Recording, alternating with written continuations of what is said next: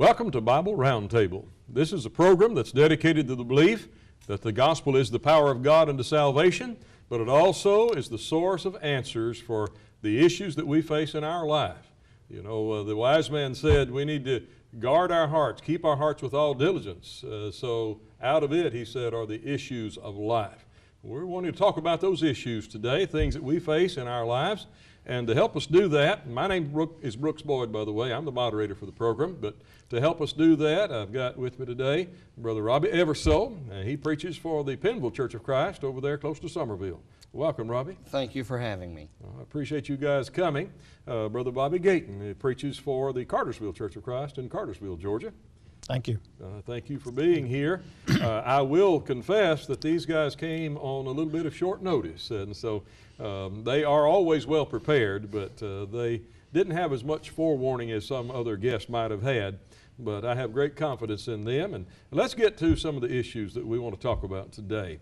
Brother Robbie, is it important to distinguish Bible class from worship, and if so, why is that? Yes, thank you for the question. I think that it is important that we make a distinction between our Bible class program and our worship assembly on Sunday morning and Wednesday night. Like at Pennville, we have a designated time set aside, 10 a.m. For Bible class, and then Wednesday night, 7 o'clock for Bible class, and Sunday morning, 11 o'clock, and 6 o'clock in the evening for our worship. And when I come to Bible class, I like for that to be for me. I want to get something out of it. I have issues, questions I need answered, so that's my meat. That's where I go, and that's how I eat spiritually and feed my soul. But when it comes to the worship hour, it's not about me. It's about the Lord. We're there to worship Him. And I think a misunderstanding of what worship really is has caused a lot of confusion in religion today, and especially the Lord's church. Yeah. We come with the idea of getting something, but worship is a bowing the knee, doing homage, obeisance, kissing the hand toward. Worship is where we empty ourselves before God, and so I do think that there is a distinction. And one of the things that happens in the brotherhood, from time to time you'll hear someone say something like, well, I just don't get much out of it down there anymore. And so they do some congregation hopping from one congregation to another. And I think that's a misunderstanding, that we're not there to get something out in worship. We're there to empty ourselves and to give to God during worship. And I think that if we'll be participants and not spectators, that'll cure that old philosophy of, I don't get much out of it, dinner. Bobby, what do you think? Well, I agree. To me, Bible study, the programs like on Sunday and on Wednesday, are the times where the member of the church probably grows more than any other time. I mean, we're not there, as we would say, for worship. It's the time truly that a person would grow if they'd listen to what's being said.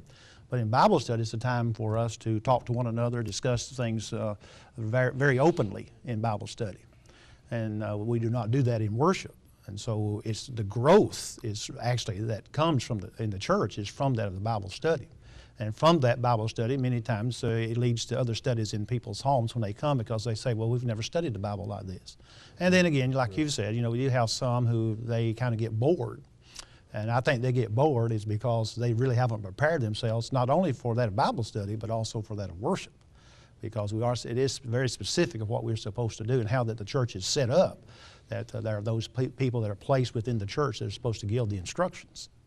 And so I think we should make a great distinction between them. Would there be some things, Bobby, that are permissible in a Bible class that would not be permissible, speaking with biblical authority, in worship? Yes, there are a number of passages, I would think, like 1 Corinthians 14, 1 Timothy 2, that deal with how that, in reference to the work of a woman. And it gets back to the functions that within the church. And again, those different offices that are set within the church. And so Bible study is a time where it's a Bible study. It is not worship, because the Bible regulates who can speak in that of worship. And it's very specific about that in 1 Corinthians 14. that makes me think 1 Corinthians 11 and 14 stress when the church comes together, Right. you know, when you come together in the church. And that setting is very obviously with the idea of that being a worship time. You've got Paul over in Ephesus in Acts 19, and he was daily in the school of Tyrannus. He was teaching every day, but they came together for worship when the church assembled. That was a different setting then. So I guess there's some, let's say for example, the women speaking out, and there's a more casual environment, I suppose, as we're talking about here, because we're right now, that's kind of what we're doing. Right. We're having an open Bible discussion. You know, personally speaking, it would be okay for me if a woman read from Scripture in a Bible class. If she was making a point and she turns and reads a Bible verse. Absolutely. But in worship, she is under different guidelines. Absolutely. You all agree with that? I would 100% agree with that. Okay. Yes, sir. I think sometimes we may confuse the issue, because how many times you've been in somewhere where they have a song and a prayer before Bible class, Right. and that's worship, right? But now we're going to make this break and go back to having just Bible study. We don't want to confuse people, do we? No, absolutely not. There's a couple of other things in Bible class that we don't do that we do in worship. One is giving, the other is the Lord's Supper. Yeah. Those are, according to 1 Corinthians 16 and Acts 20 and verse 7, those are actions that are done on the first day of the week. And so that we need to make that distinction there as well. Right. Couldn't do that in a Bible class. Could not. And that may bring up another subject. We're not ready to discuss it, but you know, the children's Bible hour that's kind of been Right. Paralleled with the adult worship. Just my thinking, that child's not going to learn how to worship if they're not in worship. They'll learn, hey, we've got 2 Bible classes on Sunday. Well, if we can segregate children out for children's church, then we have authority to segregate blacks from whites, the rich from the poor. Why not take the elderly out for a special class as well, and disband worship altogether? That's a trend in the wrong direction. It's in the wrong direction. But there's the other trend also that worship is entertainment, Oh, yeah. and so we're not there to entertain. And that's I think Robbie's excellent point Right. there. We're emptying ourselves. Right. We're not there to be entertained. Very good. All right. Well, now this is a question that it's very particular, but I have been asked this by Christian parents, young parents who have know that they're going to have a son, and they ask me, should I have my son circumcised? Is there something that's special about that for a Christian? Should you do that? Bobby, what about you? How do you answer that question? It's a matter of opinion. That's what I would answer. You know, there are some families that do that, and there are some that do not, and so it gets down to a matter of opinion. There are some things in reference to medical. If you were to talk to a doctor, they'll tell you about some things in reference to that. But from a biblical standpoint, they are not commanded to circumcise their children. If so, they'd have to wait to the 8th day to do so, to fulfill the Old Testament in reference to that. That would be hard to find a doctor that would agree to that, probably. Right. He says he's going to do it now, not wait 8 days. Yeah, right, So- right. They want the decision right there in the. But I know it's a thing that's come up, and not just with children, but even when the gospel was progressing from the Jewish people to the Gentiles, that eventually that idea of circumcision came up. Yeah. And was dealt with throughout the New Testament. So. Well, Robbie, any thoughts on that?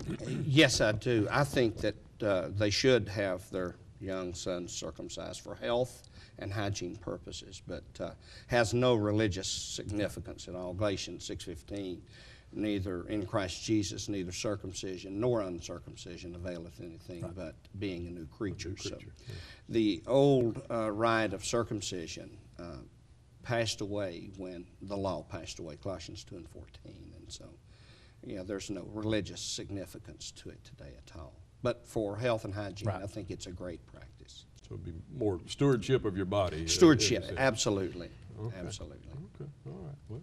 Well, there's 2 views there. They're both the same, but for different reasons. But that's something that The preachers that are listening, they may have to answer that. The young couples that are listening in may deal with that, may wonder about that, and so need to make it very clear. That's not a matter of scriptural principle as far as it being required. It's not necessary. In fact, you got a couple of preachers Well, I in just mind? no, I just thought Timothy it was just thought it was interesting because you said that because it came up in a young couples class, Oh, and they didn't understand what circumcision was. oh, wow. And so I had to sit down and explain to them. We went back to the Old Testament and so forth, explain to them what circumcision was. And also it came up one time in a teen devotional. I think it might have been on a youth day that we had, and that the young people, well, what are you talking about? Yeah, And so sometimes we have to explain to them what circumcision is. indiscreet and careful terminology. But Right. The biblical examples I can think of, Paul did it on purpose. He had Timothy circumcised because his mother was Jewish in origin, in bloodline, you would say. But then Titus, he was just a Gentile, and Paul wanted him to be more effective as a preacher among Gentiles, and so he did not want Titus to be circumcised. And so there's just a matter of judgment, as you said. Genesis 17, it was a sign of the old covenant when God changed Abram's name to Abraham and Sarai's name to Sarah. He gave to them circumcision as a sign of the covenant, but that covenant has passed. Very, very true. And that's what the book of Galatians, you mentioned Galatians Yes. 6:15. That's the whole book of Galatians is focusing on that point, emphasizing that point. Absolutely. The law was our schoolmaster to bring us to Christ. Absolutely. But after faith has come, we're not under that schoolmaster anymore. Very good. All right. Well, good answers, brethren. Appreciate that. Well, here's one that I have heard Christians speak on both sides of this matter. But euphemisms, that's a pretty expensive word. That's a 50-cent word right there. Brother Robert, what's a euphemism and what should a Christian do with it? Okay, euphemism is either a word or a phrase that's less offensive, used in the place of a more offensive one. Okay. And so I call it coward cussing. Okay. That's a good. coward's way of cursing. Euphemisms are, they just stand in the place of a more vulgar, more offensive word, and they have no place in the life or thoughts out of the mouth of a Christian. I agree. Good summary. Bobby, how do you answer that when somebody asks you about it? Well, I think sometimes some of those that we use have reference to that of God. And I personally do not think that many members have the real concept or the right concept about God. It's amazing, is it not, that when we read the Bible that we find the word Lord in all capital letters because the Jewish people just did not want to say Yahweh. Right. And so if they had that kind of respect for God, then we should have that kind of respect for God. And there are some of those words that refer to God, and to me, that's a good way to put that, but it is cursing. It's using God's name in vain in an irreverent way.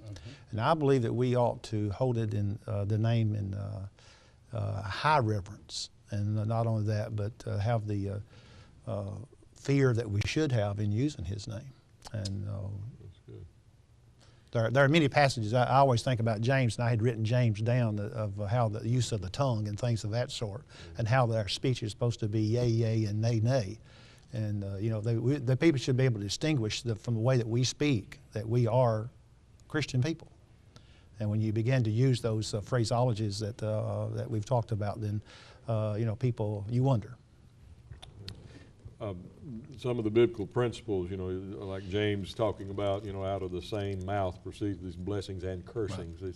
It's like a fountain that sends forth at the same time both sweet water and bitter. And you can't do that. It can't be done. And so if you corrupt your speech with little things like that, it's not just those little things that are corrupted, but it's your whole example, I guess, as a Christian. Would you agree with that? I would agree with that. It's the tree is poisoned from the top, and a poisoned tree bears no fruit.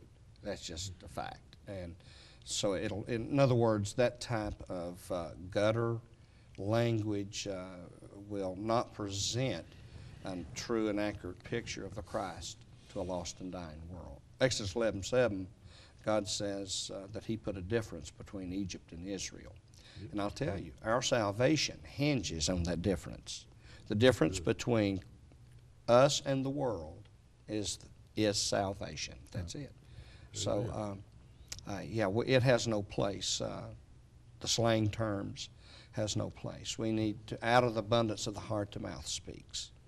So, But people are bombarded. Our young people are just bombarded with that type of stuff and on TV and music, and even at their friends and that type of thing, which also, again, it comes back from the influence based upon Hollywood and things of that sort. I spend a lot of time in our public school system weekly. I'm there 3-4 days a week usually, and just a casual stroll down the hall at locker time. I'm talking about from 3rd grade on up. What you will hear will it'll make your hair fall out. We're in different stages of that, I guess, when you see us. But you know, I think back to hearing Gomer Pyle, and little Beaver Cleaver. Yeah. They're using euphemisms for the name of God, and it's so innocent and so cute and so harmless. What could be wrong with that? Because Gomer did it and Beaver did it. You know, we've got these examples from our culture that make it acceptable. And so now you try to show that to someone, they will not believe you when you get your dictionary out and say, well, G-O-L-L-Y is euphemistic for the name God. Right. Gad and egad and geez and geez whiz and all those are euphemisms for deity, and that has no place. Amen. It has no place. Is it because that we've tried to bring the Godhead down on man's level? That maybe the picture some people get of God is that he's like a human being and they don't really see the divine side? Could be that. Could be that we don't think that he cares so much how we speak about him. I think may be part of it. We've as with so many things in our society, we've dumbed God down, maybe. And, what I've seen in society in my travels, and not very traveled, by the way, but if I like it, God must like it. If I approve of it, God must approve of it. And so I'm going to do it. You know, Psalm 115, 1-8 says, they that, psalmist talked about them fashioning their idol gods. It says, they that make them are become like unto them. We fashion a God that's going to allow us to do what we want to do. And that's where we are in society today. If I want to be immoral, my God is going to allow that. If I want to drink in crowds, then my God is going to allow that. Colossians 4:6 comes to mind for some reason. You know, we need to let our speech be always with grace. Well, does that mean that it needs to be governed by God's provisions for us and reflect that we acknowledge that we have what we have because God's given it to us? Well, he goes on to say, too, seasoned with salt. Yes. And I love chicken. I'm just going to tell you. Okay. But Most you know what preachers makes do. that chicken taste a little better? Some salt. And we need to make our words tasty and more palatable where people can more readily accept them and swallow what we say. Yeah, let your speech be always with grace, with favor, even unmerited favor. We should always think the best and speak the best of others. And you can't do that using euphemisms. That's true. I like what Jesus said. Amen.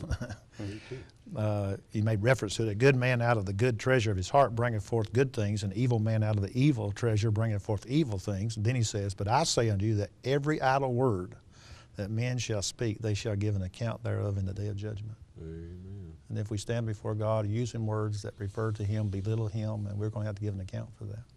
You mentioned, if you mentioned a little bit ago the tetragrammaton of YHWH. Right. And the Jews did not use that. They were afraid of misusing it. Right. But that robbed them of the blessing of using it in a good sense. That's right. And so while we never ever want to abuse the name of God, let's not allow a fear of that stop us from using his name in a good way. That's right. That was the mistake the Jews had made. Big mistake. Yeah, I agree. Wish it hadn't been done, but I do respect them for their reverence. Absolutely. There's an issue that's coming around. I'm not sure what time this program's going to be airing, but it's going to coincide close to this. There's a fella out in Oakland, California, named Harold Camping, and I don't want to give him any more popularity, but he's becoming popular because he has predicted that the end of the world, that is Christ's return, is going to be, without a doubt, he said, May 21st, 2011. Could he possibly have unlocked this secret thing, Brother Bobby? Well, when you gave me the question, I went and I looked about this man. And, all of us, we realize that no one knows when Jesus is going to return. And when I hear people say those things, that makes me think, well, you know more than my Lord while he was upon the earth. That's right. And that cannot be so. And this man is actually, about 7 things that I found was that he proclaimed the Lord's return would be in 1994. That's right. And now most of those fellows are pretty smart, but now he proclaims the Lord will return October the 20th, 2011, January the 3rd. He said 2011, then he said May the 21st is Judgment Day, that's February the 1st, 2010. And then all of a sudden now he's saying that the rapture will happen May the 21st. Okay. So now that you get all that together, he says he was wrong in 1994, but it wasn't really wrong. If you put the 7 years to it, it's 2011. Okay. So he's tried to, in his own way, to work this problem out. But he's not the only one that's done that. Matter of fact, you can go way back. And is it not that we have probably in our libraries commentaries that have talked about the events of the day, whatever the years back in the 1700s, 1800s, and 1900s, and everything looks just like everything's about to take place. The Lord's going to come, and those who believed in the rapture is about to take place. So we've always seen that, and we'll continue to see that until we teach people what the Bible actually says. Yeah, what's the common thread here in all these mistakes, Robbie? What do you think? Well, the common thread would be of that day and hour knoweth no man, neither the Son, but the Father only. The angels don't know. Right. So if it's something that Jesus doesn't know, how does Mr. Camping know? That's what. Isn't that a great question? That's right. I would love to ask him that question. And it doesn't infringe upon Jesus' omniscience. He simply chooses not to know. In Matthew 24, those that seek after signs and look for signs, they want to rush to Matthew 24, but Jesus asked 3 questions in Matthew 24, and he answered those questions. And if you'll notice verse 36, I think it is, he talked about the destruction of Jerusalem and when that is going to take place. And then in verse 36, of that day and hour knoweth no man, no not the angels of heaven, but my Father only. But it's going to be as in the days of Noah. There wasn't any signs for Noah. There wasn't any signs for those antediluvians that got destroyed and they perished in the flood. And there's not going to be any signs for the second coming of Christ. We can't read the tea leaves, and we're not going to be able to look at whether or not the sun came up today or it didn't. There's just no signs for the second coming. It's going to happen on a day just like today. Yeah. Just like Jesus used Noah as an illustration of that. They had no forewarning. Yeah. There's no premonition that the folk in that day had that, hey, today's going to be the day. No. It may be related to, there's this very, very common belief because he mentioned the rapture, surely he's part of this group that believes in dispensational premillennialism. Right. And it would almost have to be the case that if you believe in that, then you've got, in your mind, you've got a pretty good idea of what's going to be happening right before Jesus comes back. Would that be right? That's what they say, yes. Exactly. I think, I remember in 9/11 when it happened, I was eating lunch and there's this couple and he's a preacher and preacher's wife. He wasn't there, but she was there, and she was just nearly all to pieces. And she asked me, about everything the Bible teaches about to come together. All that. And I just said, well, you need to go home and study Luke 24 and verse 44. And she said, well, what does it say? And there Jesus plainly says, all things that are written in the law, the Psalms, and the prophets concerning me hath been fulfilled. So the idea that a kingdom is going to come, set up in the city of Jerusalem, well, the kingdom has already come, according to what Jesus said. So it's really where these people just deny what Jesus says. And as soon as her husband got there, she brought it up, and he got bent out of shape about the passage. And I said, well, what does it mean then if it doesn't mean what it says? And so even now, I mean, I eat with some folks of the religious world, and it's come up again because of all the things, all the different wars that we're seeing. And I said, well, what did Jesus say? Now, I only use that one passage. I said, look at the passage. What does it say? Because we can trace that all the way through the book of Acts, and we find what was the sermons about. But the prophet said this, the law says this, and those things have been fulfilled over and over again. And so I think that's one of the problems is their misunderstanding of Old Testament prophecy. Well, exactly. Now, that makes me think Scofield's Bible. I perused it, and when I got to Acts chapter 3 and verse 24, I didn't find any comments. Peter very plainly is talking about Christ and the kingdom that Christ promised to establish. This regeneration that Jesus promised was coming, which was his church. And then Acts 3:24 said, yea, and all the prophets from Samuel and those that follow after, as many as have spoken, have likewise foretold of these days. Not speaking future tense, but he was speaking in the present tense. Right. The things that you're seeing starting at Pentecost, those are the fulfillment of the things pertaining to the kingdom and coming into existence. Any further thoughts on that? Yeah, premillennialism has to have God not recognizing or knowing that they were going to put Jesus to death. Mm-hmm. Now, I'm not sure about anyone on this roundtable discussion, but I don't think I would much want to serve a God who couldn't outsmart the Jews. And look at verse 22 of Acts 2. It says, you men of Israel, hear these words. Jesus of Nazareth, a man approved of God among you by miracles, wonders, and signs, which God did by him in the midst of you, as ye yourselves also know, him being delivered by the determinate counsel and foreknowledge of God. Amen. You have taken with wicked hands, you've crucified and slain. Things didn't get out of control. Premillennialism says that Jesus came, was going to establish a kingdom, but instead recognized the Jews were going to put him to death and establish the church as a stopgap measure. Well, who's to say that when he comes back the next time that we'll allow him to set up his kingdom? Maybe we'll kill him again. And so if the Jews stopped him, who are we not to stop him? If they did it once, they could do it again. Absolutely. And so, but he came with the determinate counsel and foreknowledge of God. He was crucified and slain. Things never got out of control. God had his finger on things all the time, full control. Everything went just as planned. As a matter of fact, according to Revelation 13, Jesus was the Lamb of God slain before the foundation of the world. So, I'm going to have to cut you off there, Brother Robbie.